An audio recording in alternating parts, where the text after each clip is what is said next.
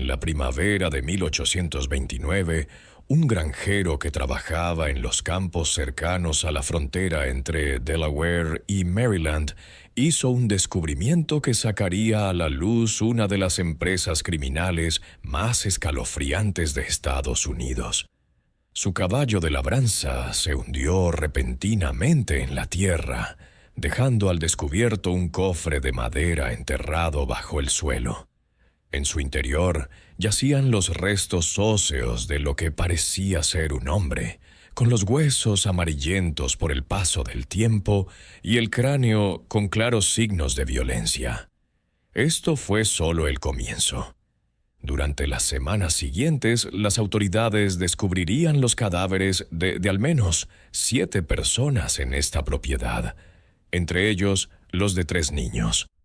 Todas las víctimas habían sido asesinadas por una mujer cuyo nombre ya se había convertido en un nombre terrorífico en toda la península de Delmarva: Martha Patty Cannon. Durante casi 2 décadas, Cannon había dirigido lo que los historiadores denominan ahora el ferrocarril subterráneo inverso, una red que secuestraba afroamericanos libres y esclavos fugitivos para venderlos de nuevo como esclavos en el sur profundo. Pero no se trataba solo de tráfico de personas. Cannon también era una asesina en serie que mataba a traficantes de esclavos rivales, testigos e incluso niños cuando suponían una amenaza para sus operaciones. Los registros judiciales del condado de Sussex, en Delaware, muestran que fue acusada de 4 asesinatos, aunque los testigos afirmaban que el número real superaba los 20. Antes de continuar con la historia de Patty Cannon y su reinado de terror a lo largo de la línea Mason-Dixon, quiero saber de ti. ¿Desde dónde nos escuchas? El alcance de la red criminal de Cannon se extendía mucho más allá de su bastión en Delaware, llegando a comunidades desde Filadelfia hasta el delta del Mississippi. Dejen un comentario y cuéntenme desde dónde escuchan esta historia. No olviden suscribirse y activar la campana de notificaciones. Estos capítulos oscuros de la historia de Estados Unidos merecen ser recordados. El descubrimiento de esos restos enterrados acabaría desentrañando una conspiración criminal que había operado con total impunidad durante más de una década, protegida por la confusión jurisdiccional, los prejuicios raciales y el simple hecho de que la mayoría de sus víctimas eran personas cuyas desapariciones pasaban desapercibidas para la sociedad blanca. La zona en la que Patty Cannon construyó su imperio del terror era ideal para la actividad criminal. A principios del siglo XIX, la región ahora conocida como Reliance se encontraba en la intersección de 3 jurisdicciones: el condado de Sussex en Delaware y los condados de Caroline y Dorchester en Maryland. Esta ubicación estratégica permitía a los delincuentes cruzar literalmente las fronteras del condado y del estado para escapar de los agentes de la ley que los perseguían. El lugar era tan remoto que los lugareños lo llamaban Johnson's Crossroads, en honor a la taberna que se convertiría en la sede de la banda de secuestradores más notoria de la historia de Estados Unidos. El propio paisaje parecía diseñado para ocultarse. Densos bosques de pinos y robles se extendían por kilómetros, solo interrumpidos por terrenos pantanosos y pequeños claros donde salpicaban el campo granjas aisladas. El río Nanticoke serpenteaba por la región, proporcionando vías fluviales que permitían transportar a los cautivos en silencio bajo el amparo de la oscuridad. Las carreteras eran poco más que caminos para carros, y las ciudades importantes más cercanas estaban a días de distancia a caballo. Para alguien que buscaba operar al margen de la ley, era un lugar ideal. Martha Cannon, llamada Patty por quienes la conocían, había llegado a esta zona fronteriza alrededor de 1790, Los registros judiciales sugieren que nació alrededor de 1760, posiblemente con el nombre de Lucrecia Patricia Hanley, aunque mantuvo deliberadamente vagos sus orígenes. Algunas fuentes sitúan su nacimiento en Canadá y su inmigración a Delaware a los 16 años. Lo que sí está documentado es su matrimonio con Jesse Cannon, un granjero local que poseía propiedades cerca de la frontera estatal. Juntos tuvieron al menos una hija y vivieron lo que parecía una vida rural sin incidentes. Jesse Cannon era descrito por sus vecinos como un hombre tranquilo y reservado, que se dedicaba a su pequeña granja y cultivaba tabaco y maíz, como docenas de otros colonos de la región. La granja de los Cannon se encontraba en una modesta parcela de tierra a caballo, entre Delaware y Maryland, un detalle que resultaría crucial para las posteriores actividades delictivas de Patty.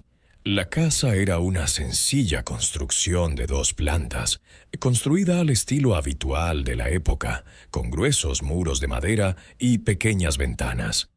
Lo que los vecinos no sabían era que esa casa, aparentemente normal, pronto albergaría habitaciones secretas y espacios ocultos diseñados para ocultar a personas secuestradas. Pero bajo esta apariencia de normalidad se escondía algo mucho más oscuro. Los primeros años del siglo XIX marcaron un periodo crucial en la esclavitud estadounidense. Cuando el Congreso prohibió la importación de esclavos africanos en 1808, la demanda de mano de obra en los campos de algodón en expansión de Alabama, Mississippi y Georgia creó un lucrativo mercado interno. Un esclavo adulto sano que antes de la prohibición podía costar $300, ahora se vendía por más de $1,000 en el sur profundo. Este aumento de los precios creó poderosos incentivos para los delincuentes dispuestos a traficar con el sufrimiento humano. La transformación económica del sur tras la invención de la desmotadora de algodón había creado una demanda insaciable de mano de obra esclava.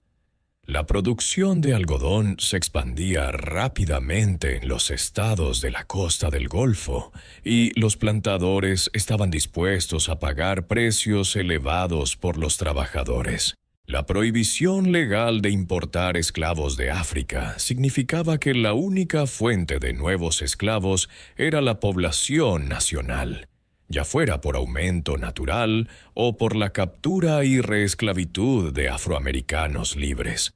La península de Delmarva era especialmente vulnerable a estos depredadores. Tras la Guerra de la Independencia, muchos esclavos habían sido liberados por sus propietarios, ya fuera mediante leyes de emancipación gradual o actos individuales de manumisión.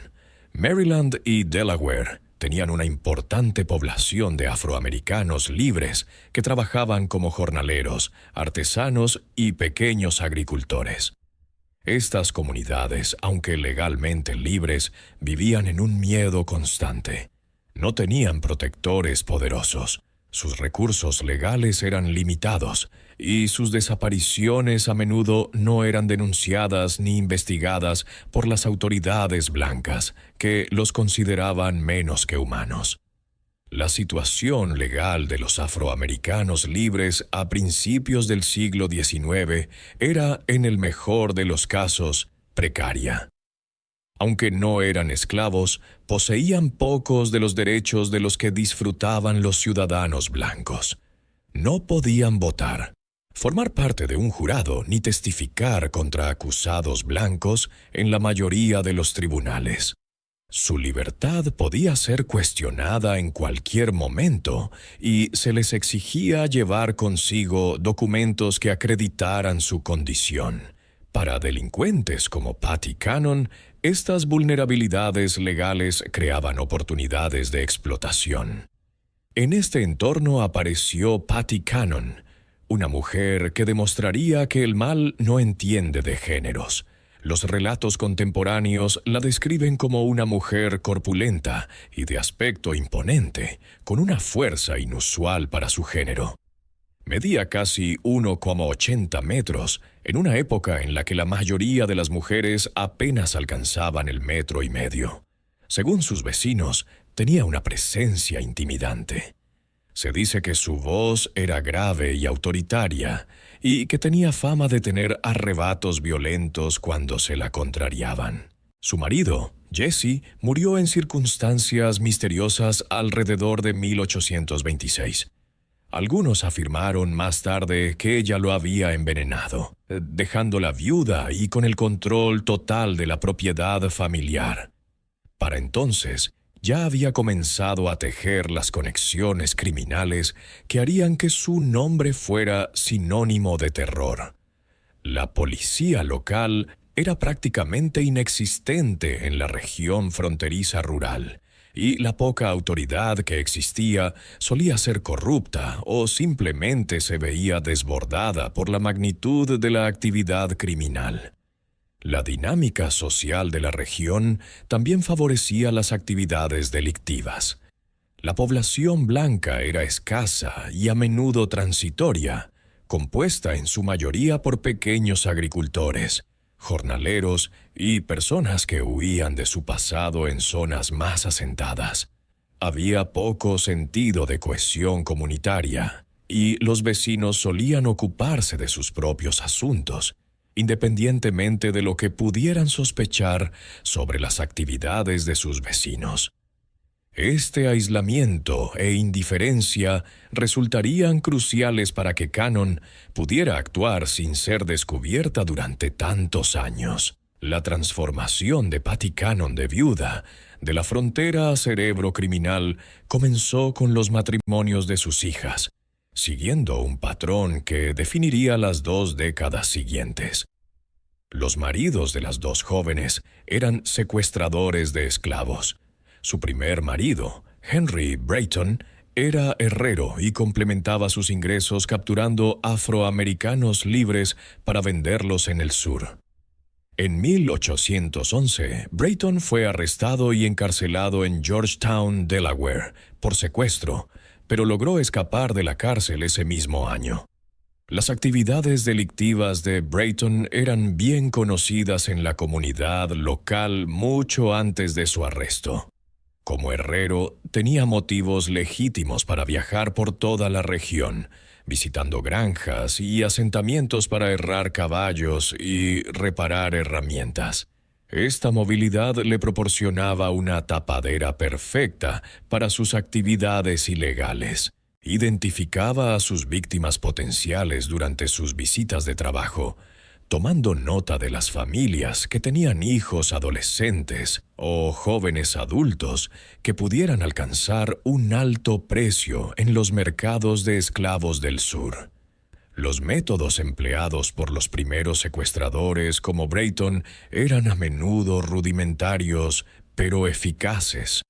Se basaban en el engaño, la fuerza abrumadora y el aislamiento de la vida rural para capturar a sus víctimas.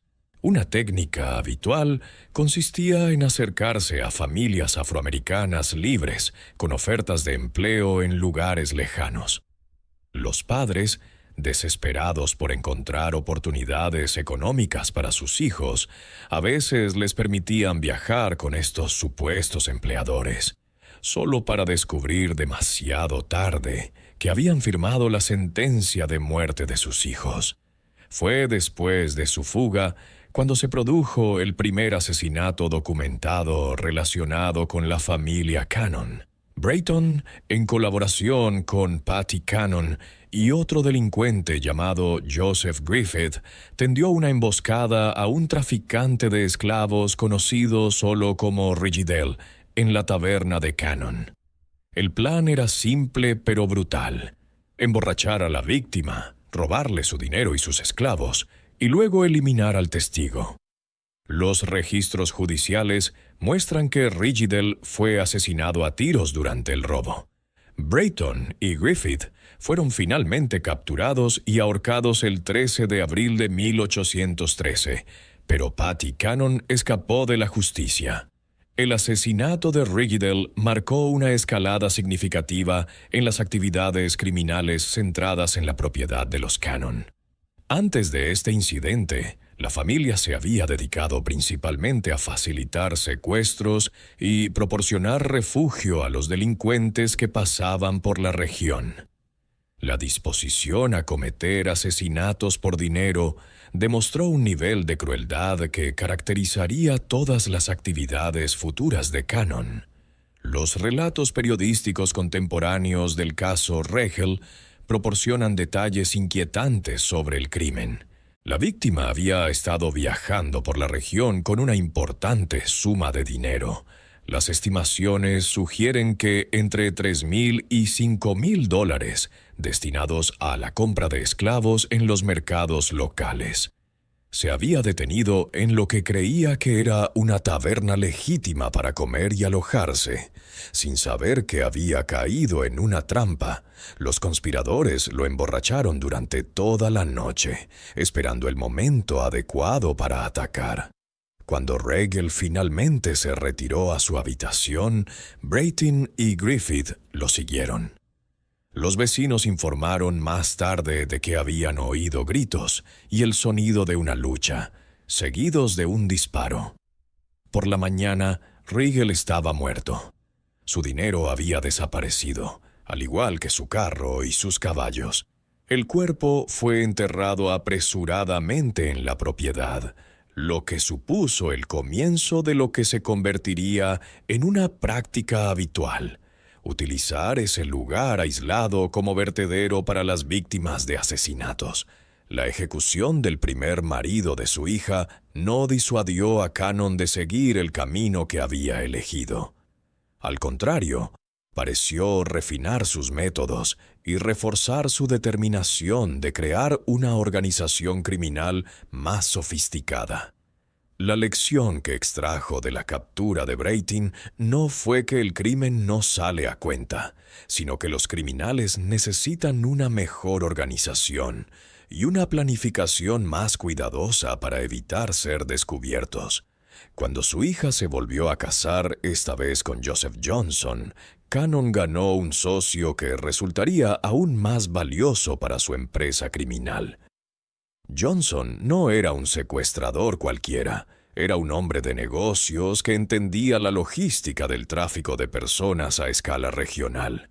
Tenía contactos en todo el sur, experiencia en transporte y logística, y, lo más importante, el capital necesario para expandir sus operaciones más allá de los simples delitos oportunistas.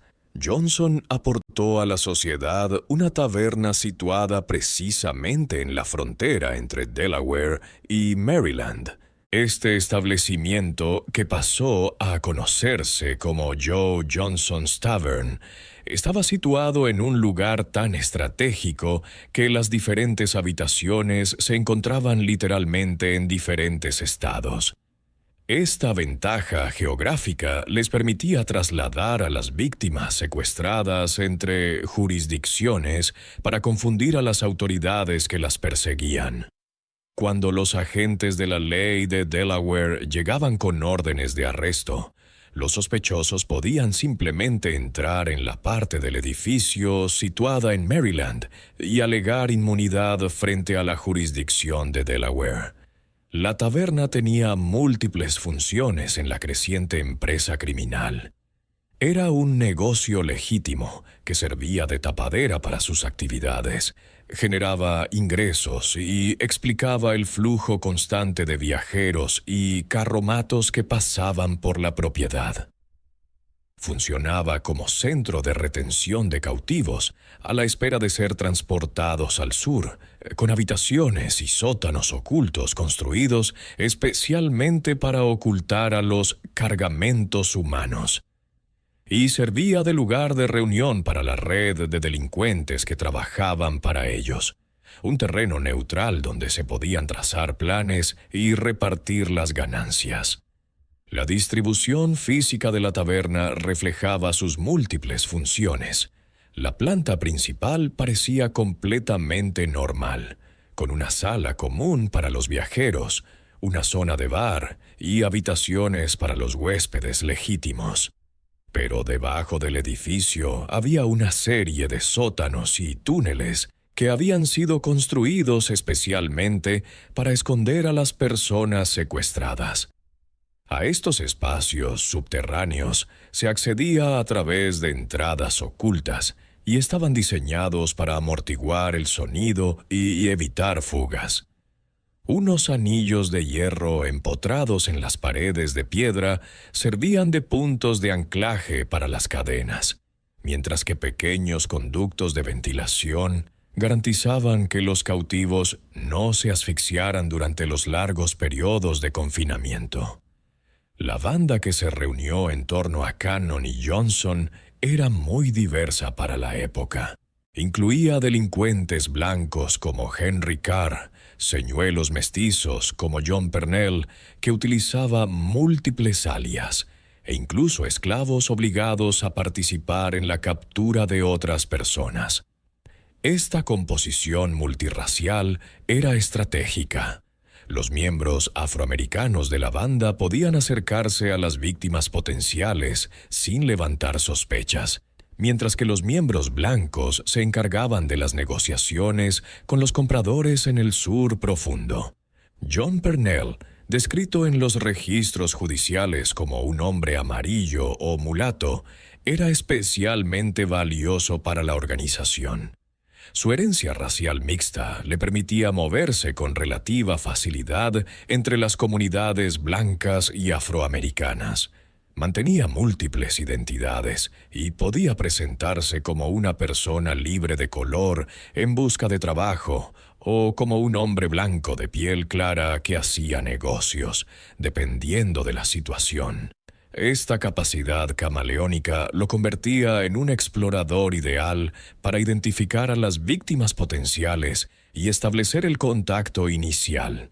A medida que avanzaba la década de 1820, el alcance de la operación de Cannon Johnson se amplió drásticamente. Su red se extendía desde Pensilvania hasta Luisiana, con conexiones documentadas con compradores en Alabama, Mississippi y Georgia. El alcalde Joseph Watson de Filadelfia, un cuáquero profundamente comprometido con la protección de los afroamericanos libres, comenzó a investigar las desapariciones de ciudadanos de su ciudad y a rastrearlas hasta la península de Delmarva. Las investigaciones de Watson revelaron la horrible magnitud de la operación. Solo en 1825 documentó docenas de secuestros relacionados con la banda de Cannon. Las víctimas no eran objetivos aleatorios, sino que a menudo eran elegidas específicamente por su vulnerabilidad.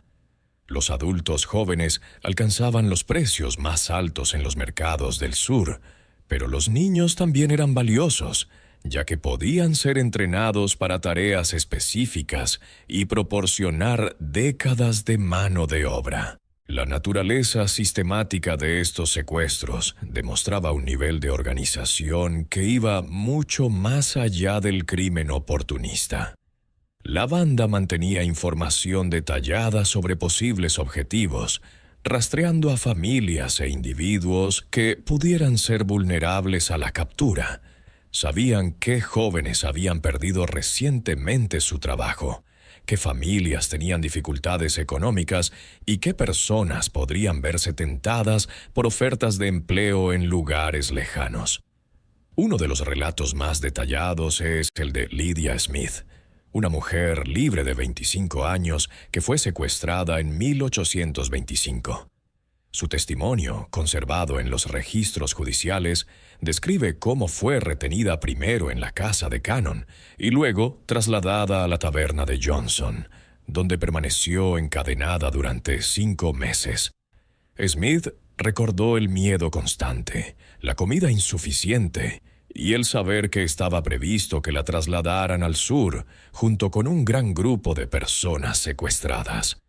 Solo su eventual rescate por parte de la red de Watson la salvó de una vida de esclavitud.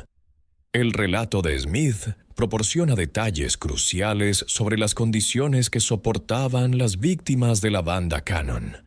Describió cómo fue secuestrada mientras caminaba sola por una carretera cerca de Filadelfia, reducida por varios atacantes y transportada en carreta hasta la frontera entre Delaware y Maryland. El viaje duró varios días, durante los cuales la mantuvieron con los ojos vendados y encadenada para impedir que intentara escapar. Al llegar a la propiedad de Cannon, la encerraron en una habitación oculta debajo de la casa principal, donde descubrió que no estaba sola. Según el testimonio de Smith, las zonas subterráneas donde se les retenía albergaban en distintos momentos a decenas de personas secuestradas. Hombres, mujeres y niños eran recluidos en zonas separadas, todos encadenados para impedir que escaparan. Las condiciones eran deliberadamente duras: comida insuficiente, falta de instalaciones sanitarias y oscuridad constante, salvo cuando los guardias traían velas a la hora de comer. La tortura psicológica era tan brutal como las condiciones físicas, ya que los cautivos sabían que estaban destinados a ser vendidos como esclavos de por vida.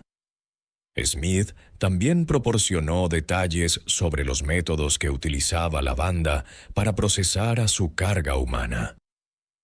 A las víctimas se les despojaba sistemáticamente de cualquier documento que acreditara su condición de libres, y se destruían todas las pertenencias personales que pudieran ayudar a identificarlas. Se les daban nuevos nombres y antecedentes falsos que respaldaran su venta como esclavos legítimos. Los que se resistían o intentaban mantener su verdadera identidad eran golpeados hasta que obedecían. Las operaciones de la banda eran un secreto a voces en la comunidad local. Los vecinos sabían que había personas que desaparecían cerca de la propiedad de Cannon, que llegaban carromatos a horas intempestivas y que la taberna de Johnson era escenario de reuniones sospechosas. Pero las víctimas eran afroamericanos en una sociedad en la que su palabra tenía poco peso frente a la de los delincuentes blancos. Las fuerzas del orden locales, cuando existían, mostraban poco interés en investigar delitos contra personas que consideraban intrínsecamente sospechosas. La complicidad de la comunidad blanca local en las actividades de la banda iba más allá de la mera indiferencia. Algunos vecinos apoyaban activamente la empresa criminal, ya fuera mediante la participación directa o proporcionando información sobre posibles víctimas. Los comerciantes locales suministraban provisiones a la banda, sin hacer preguntas sobre el origen de sus pagos. Incluso se sospechaba que algunos agentes de las fuerzas del orden aceptaban sobornos para hacer la vista gorda cuando se denunciaban actividades sospechosas. Esta indiferencia solo cambió cuando entraron en escena víctimas blancas. La banda no solo secuestraba a afroamericanos libres, sino que también robaba y asesinaba a traficantes de esclavos que pasaban por su territorio con grandes cantidades de dinero en efectivo. Estas víctimas eran hombres blancos dedicados al comercio legal de esclavos, y su desaparición atrajo una atención que las víctimas afroamericanas nunca recibieron. El primer caso documentado se produjo alrededor de 1820, cuando un traficante de esclavos de Georgia llamado Bell o Miller desapareció mientras viajaba por la zona. Este hombre llevaba consigo una importante suma de dinero. Algunas fuentes sugieren que eran $35,000 destinados a la compra de esclavos. Fue visto por última vez en el establecimiento de Cannon, y su caballo fue encontrado más tarde en su poder. Cuando fue interrogada, Cannon afirmó que el hombre había zarpado hacia el sur con un cargamento de esclavos, Pero los investigadores consideraron que esta historia era inverosímil. La desaparición del comerciante de Georgia marcó el comienzo de una pauta que acabaría provocando la caída de la banda. A diferencia de las víctimas afroamericanas, cuya desaparición suscitaba poco interés oficial, los comerciantes de esclavos blancos desaparecidos tenían socios comerciales y patrocinadores financieros que exigían que se investigara. Estos hombres llevaban consigo importantes sumas de dinero y tenían itinerarios planificados que hacían difícil explicar su desaparición. El método de Cannon para tratar a estas víctimas era típicamente brutal. Los comerciantes eran invitados a la taberna con el pretexto de realizar negocios legítimos. Una vez allí se les emborrachaba y se les animaba a hablar de sus recursos financieros y sus planes de viaje. Cuando se presentaba la oportunidad, se les asesinaba y robaba, se enterraba sus cuerpos en la propiedad y su dinero, y cualquier esclavo que les acompañara se incorporaba a las operaciones de la banda. Los beneficios de estos asesinatos eran considerables. Un solo traficante de esclavos podía llevar consigo suficiente dinero para financiar las operaciones de la banda durante meses. Los esclavos que transportaban podían venderse a través de las redes de la banda en el sur, lo que generaba ingresos adicionales. Y lo más importante, la eliminación de estos competidores ayudaba a la banda a mantener su monopolio sobre las actividades delictivas en la región. A mediados de la década de 1820, la presión sobre la banda de Cannon Johnson aumentaba desde múltiples frentes.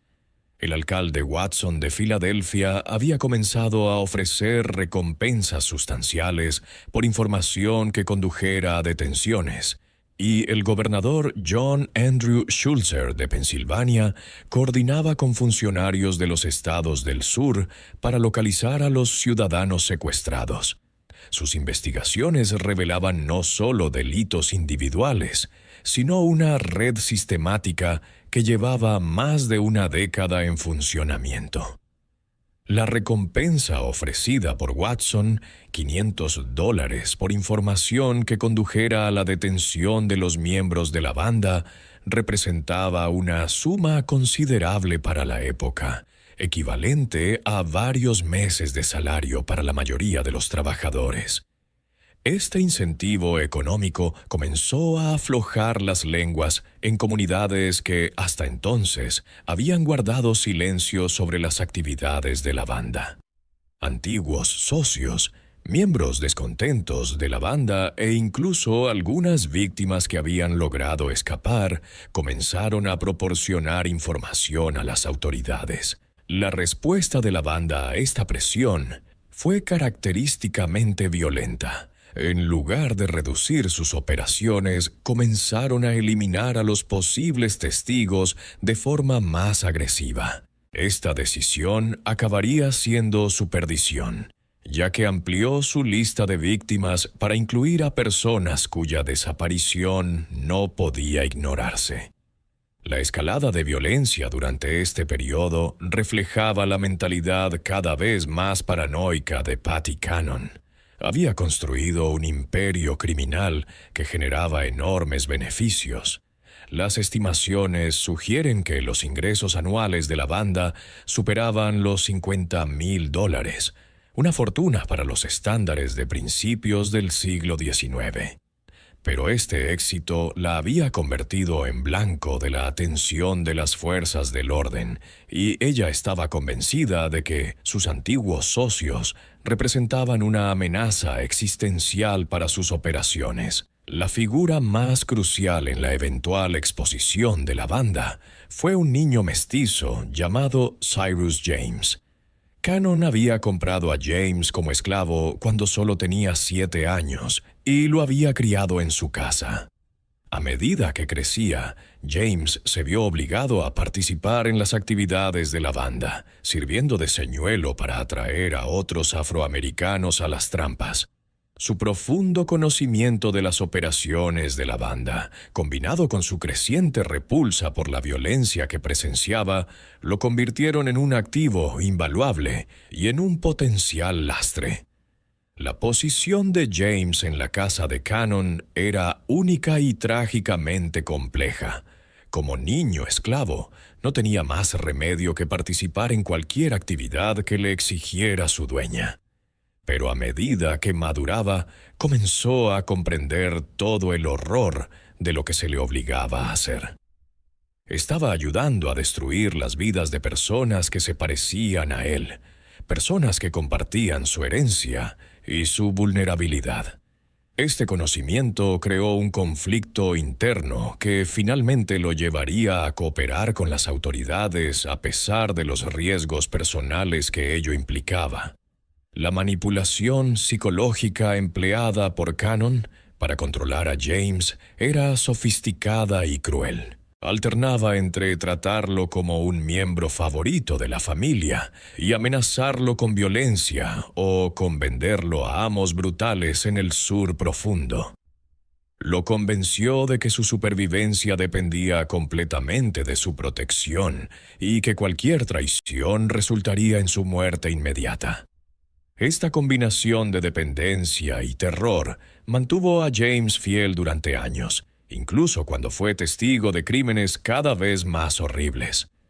James testificó más tarde que fue testigo de cómo Cannon asesinaba a varios niños en su propiedad. En un relato especialmente espantoso, describió cómo Cannon sacó de la casa, con su delantal, a un niño afroamericano herido, que aún no había muerto, y cómo el niño nunca volvió.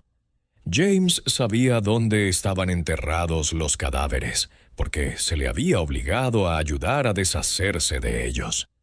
Los asesinatos de los que James fue testigo no eran actos de violencia aleatorios, sino decisiones calculadas basadas en la evaluación del riesgo y el beneficio que Cannon hacía. Los niños que enfermaban o resultaban heridos eran asesinados en lugar de ser atendidos, ya que la atención médica habría sido cara y habría atraído una atención no deseada. Los jóvenes que resultaban difíciles de controlar o que insistían en su condición de libres eran eliminados como posibles fuentes de problemas. Incluso los bebés nacidos de mujeres secuestradas eran a veces asesinados si Cannon determinaba que darían más problemas que lo que valían. La ruina de la banda comenzó con el trato que dieron a los traficantes de esclavos rivales. La competencia en el comercio ilegal de personas era feroz, y la banda de Cannon se había ganado la reputación de asesinar a sus competidores para robarles el dinero y su carga humana. Esta práctica se aceleró a medida que aumentaba la presión de las fuerzas del orden legítimas. Los traficantes de esclavos muertos no podían testificar sobre sus experiencias con la banda. La decisión de intensificar la violencia contra las víctimas blancas reflejaba tanto la creciente desesperación de Cannon como su error fundamental al calcular las consecuencias de tales acciones. Había actuado durante tanto tiempo con impunidad que se creía intocable. El asesinato de afroamericanos no había generado ninguna respuesta seria por parte de las fuerzas del orden, por lo que supuso que lo mismo ocurriría con las víctimas blancas. Esta suposición resultaría fatal para su empresa criminal. A principios de 1829 comenzaron a aparecer los cadáveres.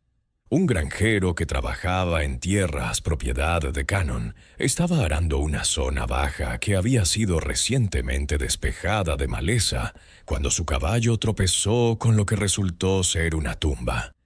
Dentro de un cofre de madera, descubrió huesos humanos que las autoridades determinaron que pertenecían al traficante de esclavos de Georgia, desaparecido casi una década antes.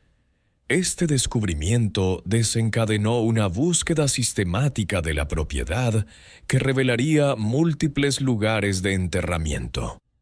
El granjero que hizo el descubrimiento inicial estaba trabajando en tierras que Cannon había alquilado para obtener ingresos adicionales. La zona había estado sin utilizar porque era propensa a las inundaciones, pero el reciente tiempo seco la había hecho apta para el cultivo. Cuando el caballo de labranza del granjero se hundió repentinamente en el suelo, este pensó inicialmente que se había topado con una depresión natural, o quizás con un antiguo pozo. Solo cuando comenzó a excavar para liberar a su caballo, se dio cuenta de que había tropezado con algo mucho más siniestro. El cofre de madera que contenía los huesos estaba muy bien conservado, lo que sugería que había sido enterrado hacía relativamente poco tiempo, a pesar de contener restos de décadas de antigüedad. El cofre en sí parecía haber sido construido específicamente con el fin de ocultar un cuerpo, con unas dimensiones que se ajustaban perfectamente a la forma humana. Este nivel de preparación indicaba que el entierro no fue un intento apresurado de ocultar un crimen, sino más bien parte de un método sistemático para deshacerse de los cadáveres que se había perfeccionado a lo largo de años de práctica. El descubrimiento del primer cadáver a principios de 1829 puso en marcha una cadena de acontecimientos que finalmente acabaría con el imperio criminal de Patty Cannon. Las autoridades de Delaware, en colaboración con sus homólogos de Maryland, obtuvieron órdenes de registro y comenzaron una investigación exhaustiva de todas las propiedades relacionadas con la banda de Cannon Johnson. Lo que encontraron superó sus peores expectativas. La investigación fue dirigida por el sheriff Joseph Houston del condado de Sussex, Delaware, en coordinación con las autoridades de Maryland y representantes de la oficina del gobernador de Pensilvania. Este enfoque multijurisdiccional no tenía precedentes en aquella época y reflejaba el creciente reconocimiento de que las actividades de la banda de Cannon traspasaban las fronteras estatales y requerían una respuesta coordinada de las fuerzas del orden. Las órdenes de registro obtenidas por las autoridades eran muy amplias, lo que les permitía excavar cualquier zona de las propiedades de Cannon donde pudieran estar ocultos los cadáveres. Esta autoridad legal fue crucial, ya que proporcionó protección a los investigadores, que de otro modo podrían haber sido acusados de allanamiento o registro y confiscación ilegales. Las órdenes también especificaban que cualquier prueba descubierta podría utilizarse en juicios en múltiples jurisdicciones, lo que ayudó a cerrar las lagunas legales que la banda había explotado durante años. El 3 de abril de 1829, Cyrus James fue capturado en Delaware. Las circunstancias de su detención siguen sin estar del todo claras, pero los registros judiciales sugieren que intentaba huir de la región cuando fue detenido. Ante las abrumadoras pruebas y la perspectiva de la ejecución, el joven, que había sido obligado a llevar una vida delictiva desde niño, tomó una decisión fatídica. Cooperaría con las autoridades y revelaría todo lo que sabía sobre las operaciones de Patty Cannon. James no tomó la decisión de cooperar a la ligera. Era consciente de que su testimonio probablemente daría lugar a su propio enjuiciamiento por los delitos que se había visto obligado a cometer. Pero también sabía que seguir callado significaría proteger a la mujer que lo había esclavizado y obligado a participar en la destrucción de innumerables vidas. Su cooperación no era solo una estrategia legal, sino una elección moral para liberarse por fin del control psicológico que Cannon había ejercido sobre él durante años. El testimonio de James fue devastador. Ante el juez de paz de Seaford, Delaware, proporcionó detalles de los asesinatos cometidos durante casi una década. Contó a los investigadores que Joseph Johnson, su hermano Ebenezer Johnson y Patty Cannon habían disparado al traficante de esclavos de Georgia mientras cenaba en la casa de Cannon. Él había visto cómo llevaban el cuerpo a un cofre de madera y lo enterraban en la propiedad. Pero esto era solo el principio de sus revelaciones. El nivel de detalle del testimonio de James fue extraordinario y proporcionó a los investigadores una primera visión global de las operaciones de la banda.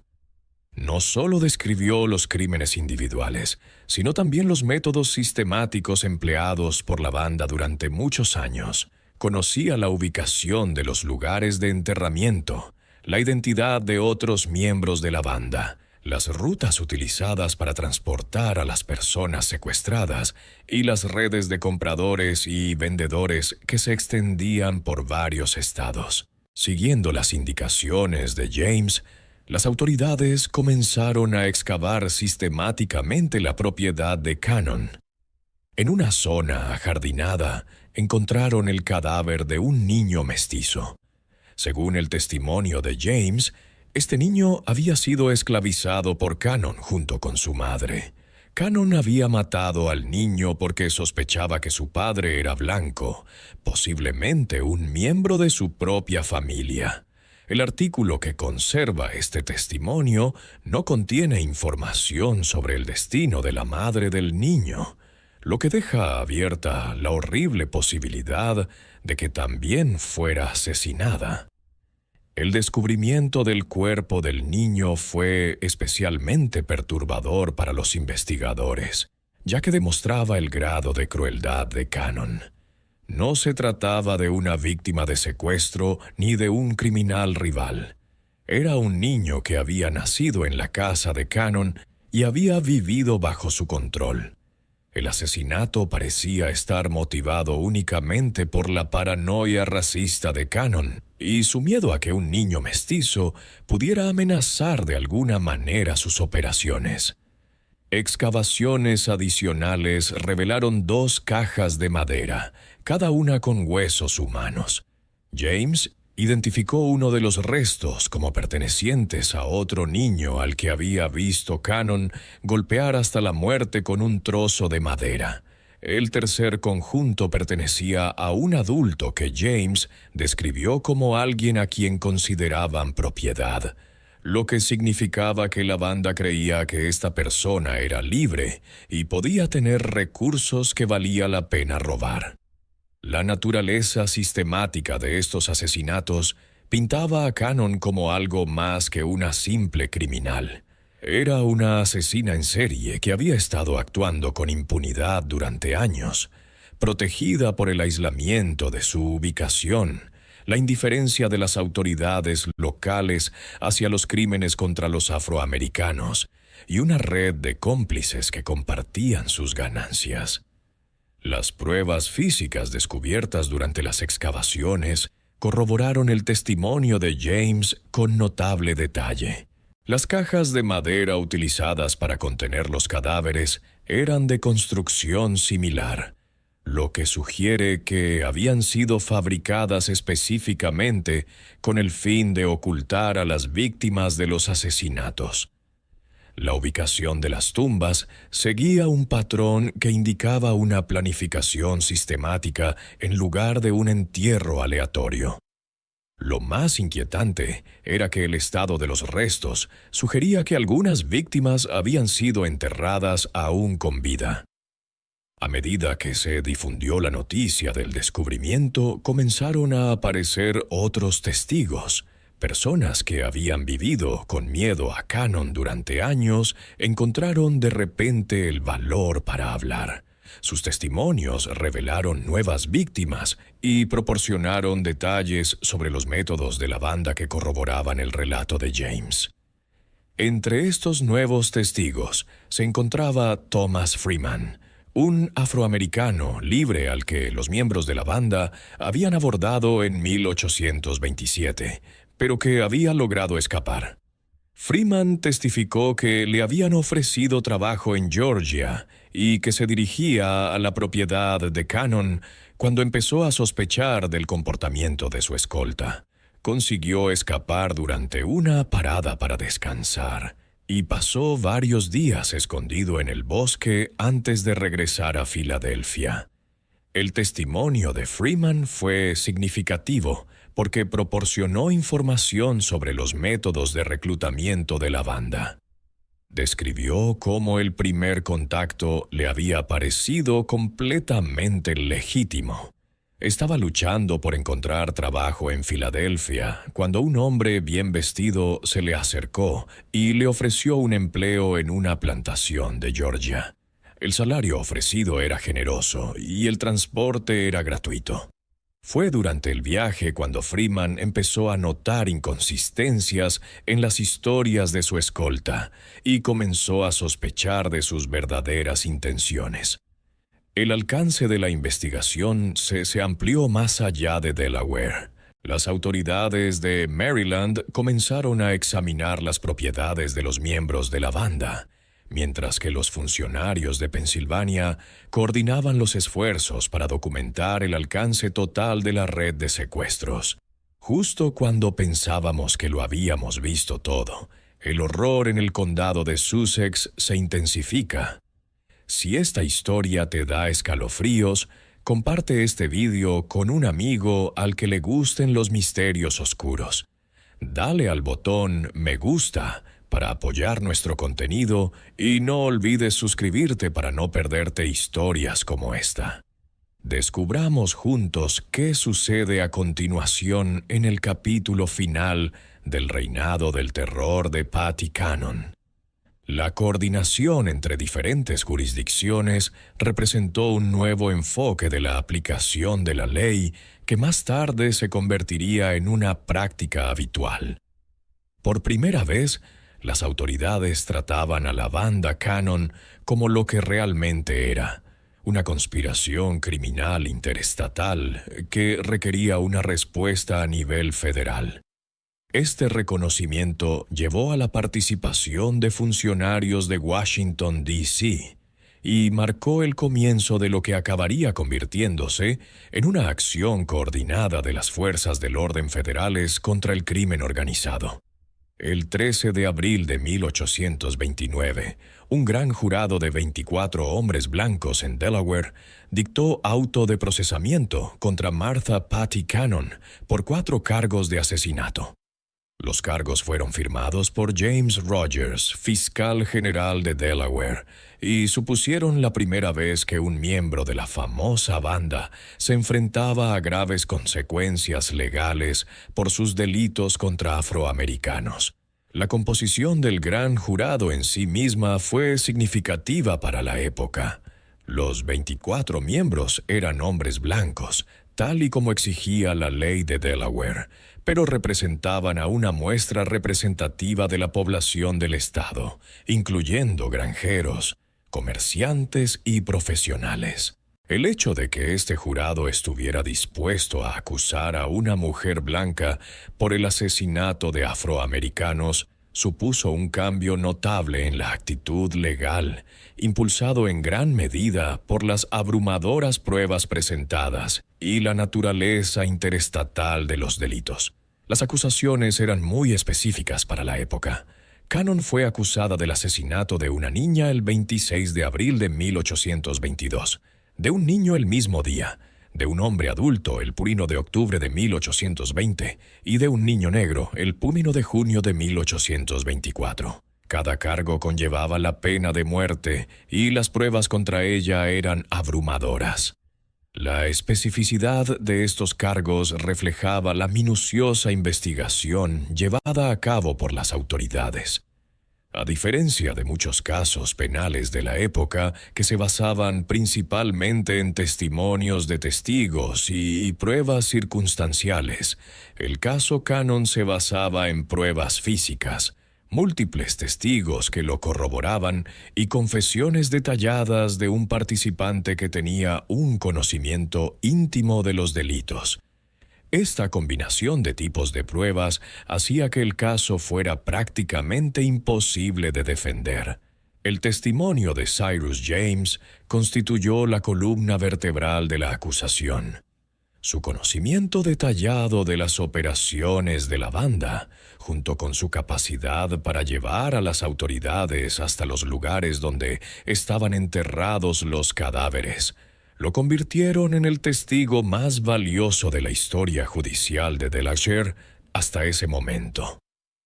El joven que había sido obligado a delinquir cuando era niño tenía ahora el poder de hacer justicia a la mujer que había aterrorizado a la región durante décadas.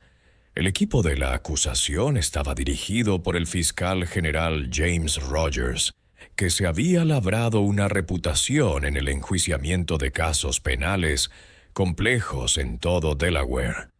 Rogers comprendió que el caso Cannon representaba una oportunidad para demostrar que la ley se aplicaba por igual a todos los ciudadanos, independientemente de su raza o condición social. También reconoció que el éxito de la acusación enviaría un mensaje contundente a otras organizaciones criminales que operaban en la región. Pero la propia Patty Cannon presentaba una figura que desafiaba cualquier categorización, incluso para sus contemporáneos. Los relatos de los periódicos la describían como una mujer corpulenta y físicamente poderosa que inspiraba miedo y respeto, incluso a los criminales más endurecidos. A sus aproximadamente 70 años, seguía teniendo una mente aguda y desafiante, sin mostrar remordimiento alguno por sus actos, incluso cuando se enfrentaba a pruebas irrefutables. Las descripciones contemporáneas de Cannon durante su encarcelamiento dibujan el retrato de una criminal impenitente que parecía genuinamente desconcertada por los procedimientos legales en su contra.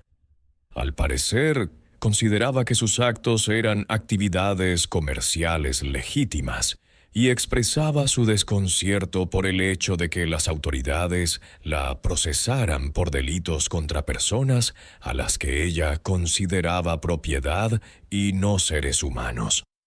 Las condiciones de su encarcelamiento en la cárcel del condado de Sussex, en Georgetown, Delaware, reflejaban tanto la gravedad de sus delitos como la inusualidad de que una mujer fuera acusada de múltiples asesinatos. Se la mantuvo bajo vigilancia constante, ya que las autoridades temían tanto que intentara fugarse como que se produjeran represalias por parte de los miembros supervivientes de la banda. La cárcel de Georgetown era una rudimentaria estructura de piedra construida a principios del siglo XIX para albergar a delincuentes de poca monta y deudores. No estaba diseñada para albergar a delincuentes peligrosos condenados a muerte, por lo que las autoridades tuvieron que implementar medidas de seguridad especiales para garantizar la detención continuada de Cannon. Se destinaron guardias adicionales y su celda se reforzó con barras de hierro y cerraduras adicionales. Durante su confinamiento, Cannon comenzó a hablar más libremente sobre su carrera criminal. Según relatos contemporáneos, admitió haber matado al menos a 2 docenas de personas a lo largo de su carrera criminal. Entre sus víctimas, no solo se encontraban los afroamericanos enterrados en su propiedad, sino también traficantes de esclavos rivales, posibles testigos y cualquier otra persona que supusiera una amenaza para sus operaciones. Lo más escalofriante de las confesiones de Cannon era su tono natural. Hablaba del asesinato como una necesidad comercial y describía el asesinato de niños y adultos con la misma indiferencia con la que habría hablado del ganado. Su aparente falta de conciencia moral conmocionó incluso a los agentes de la ley más curtidos, que habían visto lo peor de la violencia fronteriza. Las confesiones de Cannon proporcionaron a las autoridades detalles sobre delitos que iban mucho más allá de los cargos por los que había sido acusada. Describió asesinatos que se remontaban a principios de la década de 1810, secuestros que habían afectado a cientos de víctimas y una red criminal que se extendía por varios estados. Estas revelaciones confirmaron las sospechas de los investigadores de que los delitos descubiertos en su propiedad representaban solo una fracción de las actividades totales de la banda. El proceso judicial avanzó con una rapidez inusual para la época. Las abrumadoras pruebas, combinadas con la presión pública para que se hiciera justicia, impulsaron un juicio rápido y una resolución. Los registros judiciales sugieren que se esperaba que Cannon fuera juzgada en las semanas siguientes a su acusación y que la ejecución se llevaría a cabo poco después si era declarada culpable. La estrategia de la fiscalía era sencilla: presentar las pruebas físicas, aportar el testimonio de Cyrus James y otros testigos, y permitir que el jurado llegara a la conclusión obvia de que Cannon era culpable de múltiples asesinatos.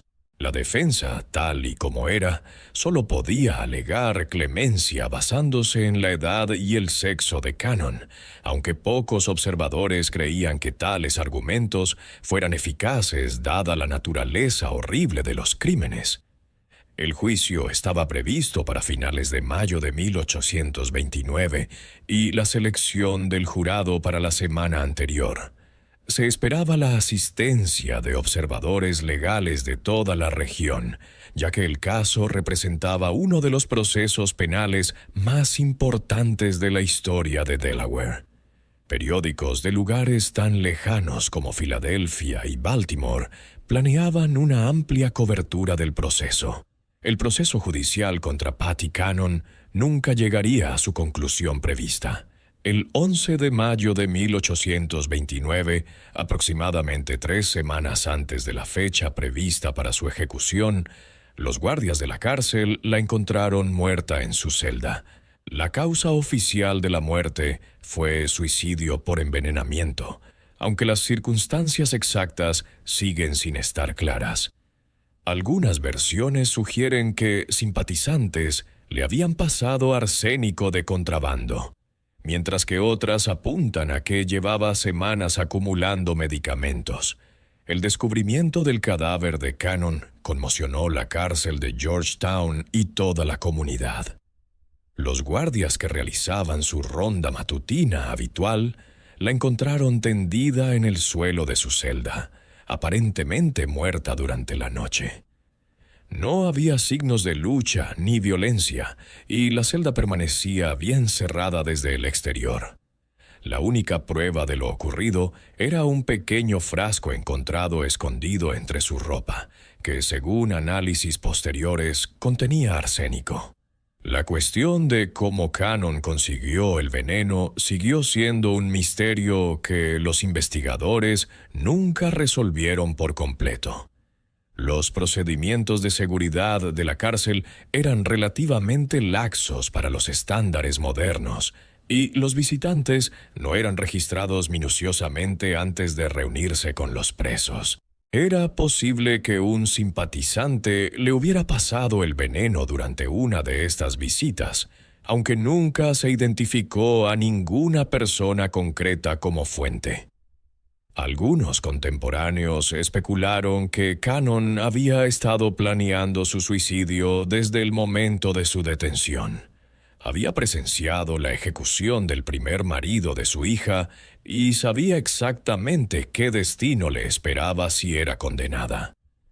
En lugar de enfrentarse a la humillación pública de la ejecución, prefirió morir según sus propios términos, manteniendo el control sobre su destino hasta el final.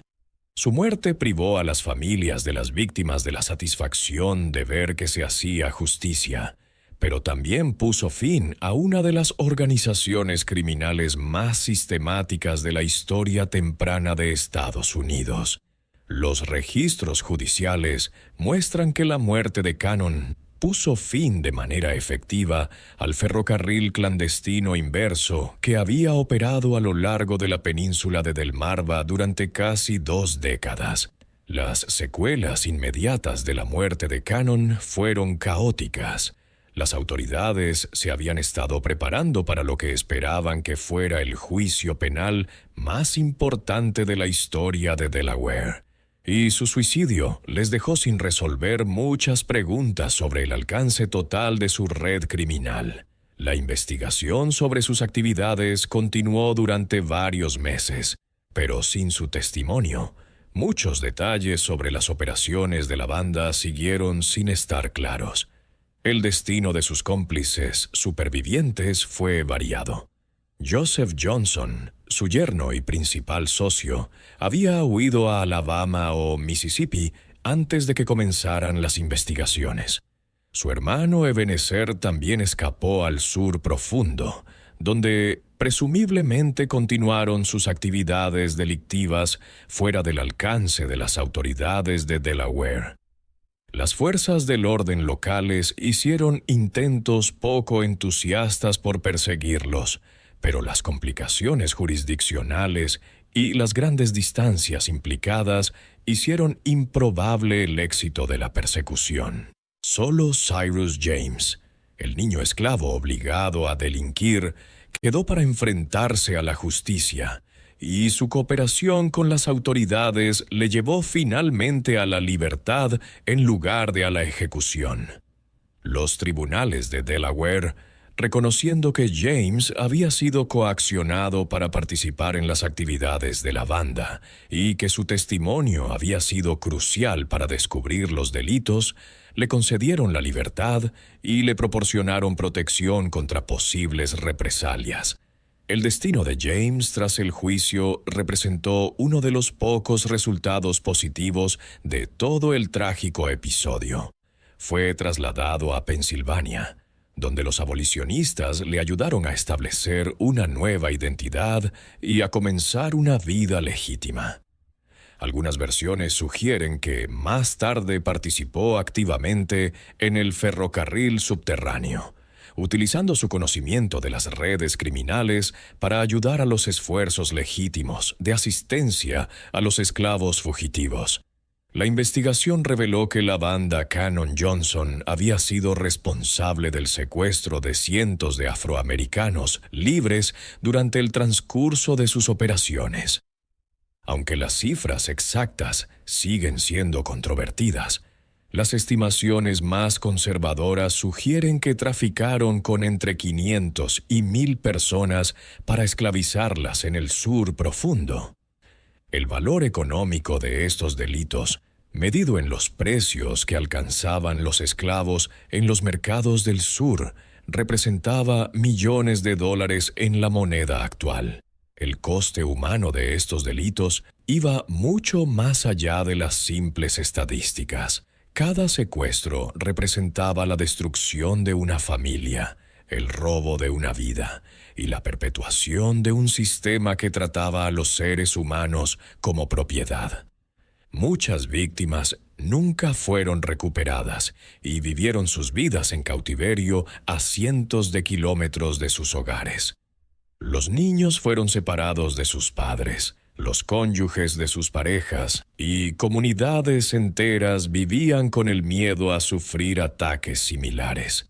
El alcance geográfico de las actividades de la banda era igualmente asombroso.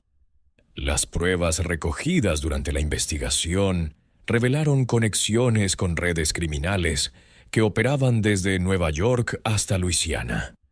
La banda de Cannon formaba parte de un sistema más amplio de tráfico ilegal de personas que se aprovechaba de la confusión jurisdiccional y de las limitadas capacidades policiales de principios del siglo XIX. El cuerpo de Patty Cannon fue enterrado inicialmente en el cementerio de la cárcel de Georgetown, donde murió. El entierro se llevó a cabo sin ceremonia, lo que reflejaba el deseo de la comunidad de olvidar los horrores asociados a su nombre. cuando ese terreno se convirtió en un aparcamiento en el siglo XX. Sus restos fueron trasladados a un cementerio público cerca de la nueva prisión. En un extraño giro que refleja la actitud sensacionalista hacia sus crímenes, su cráneo fue separado del resto de sus restos y expuesto en diversos lugares a lo largo de los años. En 1961 fue cedido a la Biblioteca Pública de Dover, donde sirvió como macabro recordatorio de uno de los capítulos más oscuros de Delaware. Este trato de sus restos, aunque perturbador según los estándares modernos, reflejaba la continua fascinación del público por sus crímenes y su deseo de recordar los horrores que había perpetrado. El legado de Patty Cannon va mucho más allá de sus crímenes individuales. Su historia ilustra la violencia sistemática que sustentaba la esclavitud estadounidense, la vulnerabilidad de los afroamericanos libres en el periodo anterior a la Guerra Civil y las formas en que los delincuentes sofisticados podían aprovechar las lagunas geográficas y legales. El ferrocarril clandestino inverso que ella operaba representaba el oscuro reflejo de las redes que ayudaban a los esclavos a escapar hacia la libertad. Un recordatorio de que por cada historia de liberación hubo innumerables otras de reesclavitud y muerte. Los historiadores modernos siguen estudiando el caso Cannon como un ejemplo de cómo las empresas criminales podían prosperar en las lagunas entre las jurisdicciones legales. Su capacidad para operar durante casi 2 décadas, a pesar del conocimiento de las comunidades locales, demuestra la combinación de racismo, limitaciones legales e incentivos económicos que permitieron que continuaran tales horrores. El caso también puso de relieve las limitaciones de las fuerzas del orden a principios del siglo XIX. La falta de coordinación entre las diferentes jurisdicciones, la ausencia de fuerzas policiales profesionales y las limitadas capacidades de comunicación de la época contribuyeron a que la banda pudiera operar con impunidad. Estas lecciones servirían más tarde para desarrollar estrategias policiales más eficaces para hacer frente a la delincuencia interestatal. El impacto en la comunidad local fue profundo y duradero. La zona alrededor de Johnson's Crossroads nunca se recuperó del todo de su asociación con la banda Cannon. El nombre se cambió finalmente a Reliance, en un intento por escapar de la infamia, pero el estigma persistió durante generaciones. El valor de las propiedades en la zona se mantuvo bajo durante décadas y muchas familias optaron por trasladarse en lugar de permanecer en un lugar asociado a tales horrores. El caso Cannon también tuvo implicaciones más amplias para la comprensión de la raza y la delincuencia por parte de la sociedad estadounidense. La voluntad de las autoridades de enjuiciar finalmente estos delitos, a pesar de que las víctimas eran principalmente afroamericanos, supuso un pequeño pero significativo cambio en la actitud jurídica. Aunque este cambio fue limitado y temporal, representó el reconocimiento de que todas las personas, independientemente de su raza, merecían protección jurídica. La documentación y la investigación de los delitos de Cannon también contribuyeron al creciente movimiento abolicionista. La naturaleza sistemática de la red de secuestros y la facilidad con la que se podía reducir a la esclavitud a los afroamericanos libres proporcionaron pruebas contundentes a los abolicionistas que argumentaban que todo el sistema de la esclavitud era intrínsecamente corrupto y peligroso. En las décadas posteriores a la muerte de Cannon, su historia pasó a formar parte del folclore regional, aunque los detalles a menudo se distorsionaban o se sensacionalizaban. Numerosos libros, folletos y artículos de prensa relataron sus crímenes, aunque muchos mezclaban la realidad con la ficción de tal manera que resultaba difícil separar la verdad histórica de la leyenda. El más famoso de ellos fue la novela de George Alfred Townsend, The Untailed Hat, publicada en 1884, que utilizó la historia de Cannon como base para una melodramática historia de crímenes fronterizos. El emplazamiento de la casa original de Cannon siguió siendo una fuente de morbosa fascinación durante décadas. Los visitantes viajaban a ese lugar remoto para ver dónde se habían cometido los crímenes, y los residentes locales desarrollaron una industria artesanal que ofrecía visitas guiadas y vendía recuerdos. La casa original fue finalmente demolida en 1948, pero el lugar siguió atrayendo a curiosos hasta bien entrada la era moderna. Este misterio nos muestra lo fácil que es para la sociedad hacer la vista gorda ante la violencia sistemática cuando las víctimas son percibidas como seres humanos de segunda clase.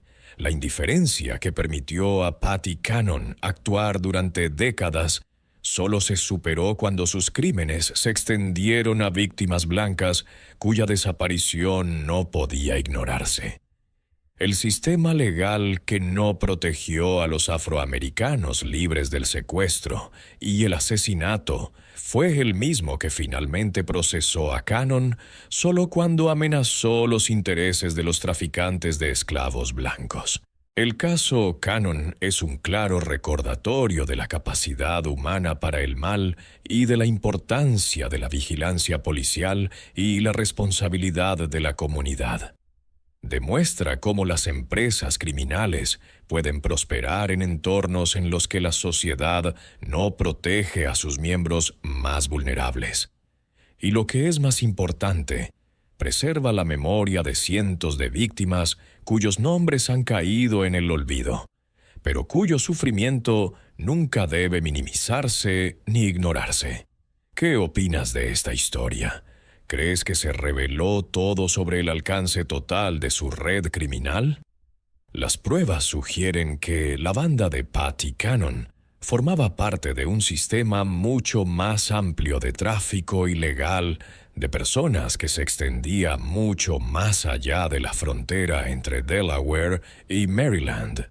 Aún quedan muchas preguntas sin respuesta sobre el alcance total de sus actividades y el destino de sus víctimas. Deja tu comentario a continuación y comparte tu opinión sobre este oscuro capítulo de la historia de Estados Unidos. Si te ha gustado esta historia y quieres conocer más historias de terror del pasado oculto de Estados Unidos, suscríbete. Activa la campana de notificaciones y compártela con alguien a quien le gusten los misterios de los crímenes olvidados de nuestro país. Nos vemos en el próximo vídeo, donde exploraremos otra aterradora historia real salida de las sombras de la historia de Estados Unidos.